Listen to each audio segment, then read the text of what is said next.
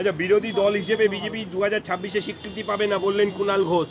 কুণাল ঘোষ অনেক কিছুই বলেন, তো ওর বলার তো ওপরে আমরা ট্যাক্স লাগাতে পারি না, লাগানো সম্ভব নয়।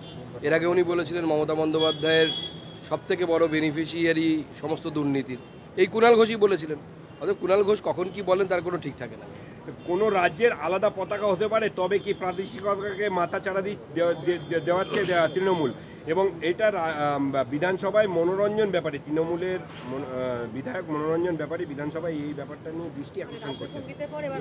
দেখুন, মনোরঞ্জন ব্যাপারী তার ইতিহাসটা ভুলে গেছেন হয়তো। উনি বাংলাদেশ থেকে লাথি খেয়ে এপারে এসেছিলেন। বাংলাদেশে থেকে তখন ওনার সেকুলারিজম উনি চালাতে পারেননি। বাংলাদেশে থেকে, পূর্ব পাকিস্তানে থেকে উনি নিজের ধর্ম বাঁচাতে এপারে চলে এসেছিলেন। এখন ভারত থেকে বিচ্ছিন্ন করার জন্য পশ্চিমবঙ্গকে আলাদা রাষ্ট্র করার কথা উনি চিন্তাভাবনা করছেন। যদি এই সমস্ত উপদ্রবী লোকেরা তৃণমূল কংগ্রেসে যতদিন থাকবে ততদিন বাংলার, এবং তৃণমূল কংগ্রেস যতদিন ক্ষমতায় থাকবে বাংলার আগামী দিনে সাধারণ বাঙালির জন্য বিপদের দিন আসে। তো তোষণ ছাড়া মমতা বন্দ্যোপাধ্যায়ের আছে কি?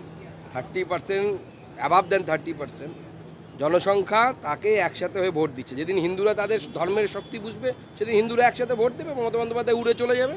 কলকাতা পুরসভার 106 নম্বর ওয়ার্ডের অন্তর্গত ইস্টার্ন মেট্রোপলিটন বাইপাস সংলগ্ন অংশে পানীয় জলের বুস্টার পাম্পিং স্টেশনের জন্য 20টির বেশি গাছ কেটে ফেলে দিল। দেখুন, ওই এখন যা পরিস্থিতি এসছে, পরিবেশ যেদিকে যাচ্ছে, কলকাতাতেও পলিউশন সহ্যমাত্রার বাইরে, তার উপরে এই ধরনের গাছ কাটা আমার মনে হয় অন্যায় এবং অপরাধ। নতুন গাছ লাগানো উচিত। আচ্ছা, আরএসএস এর কার্যকর্তারা প্রত্যেকটা পাড়ায় যেভাবে ছড়িয়ে পড়তেন জনসংযোগের কাছে, তাহলে কি বেনজির ঐক্য দেখতে পেরেছে বাংলা?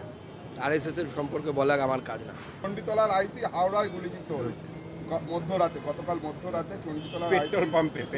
হাওড়ার বিস্তীর্ণ এলাকা তো এখন সমাজ বিরোধীদের আস্থানা হয়ে গেছে। ওখান থেকে তৃণমূল কংগ্রেস তোলে। তৃণমূল দেশবিরোধী শক্তিগুলোকে হাওড়ার বিস্তীর্ণ অঞ্চলে ওখানে প্রতিষ্ঠিত করেছে। সেখানে বোমাগুলি সমস্ত কিছু পাওয়া যায়। প্রত্যেক বছর রামনবমীতে ঘটা করে আক্রমণ হয়, তো সেখানে পুলিশ গুলি খাবে না তো কে গুলি খাবে? দাদা, আর একটা প্রশ্ন, গতকাল একেবারে চলন্ত ট্রেনে মহিলার শ্লীলতাহানির অভিযোগের তীর পুলিশ কর্মীর বিরুদ্ধে, হোমগার্ড, তার বিরুদ্ধে ব্যবস্থা নেবে। রেলওয়ে পুলিশ যে আছে, আরপিএফ, তারা এফআইআর করলে পরে রাজ্য পুলিশের উচিত তাদেরকে গ্রেপ্তার করা।